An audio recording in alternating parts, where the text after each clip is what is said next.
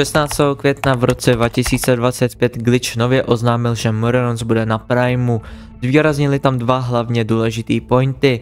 Jedním pointem je, že mají 100% kontrolu nad seriálem, takže pokud by Amazon chtěl s tím seriálem nějak pokračovat nebo něco, nemohli bez svolení Glitche. Ani kdyby to Glitch povolil, Glitch má 100% kontrolu nad tím a oni si budou rozhodovat, co s tím budou dělat. A jsou i nezávislí od Primeu. Lidi s tímhle byli spokojení a byli rádi, že Glitch má furt tu stejnou kontrolu a nezávislost na Morelons. No o pár hodin později se zjistilo, že Amazon začalo dávat copyright striky na Morelons videa. Důvod? Neodškrtli tam nějaké základní nastavení Amazonu, že nějaký bot začal dávat samo copyright striky. Následující den, to bylo 17. května, lidi na to začali upozorňovat Glitche a Glitch rychle zareagoval a říkali, do hodiny by to mělo být fixnutý. A tam napsali ten důvod, který už jsem říkal. Naštěstí do hodiny to bylo fixnutý.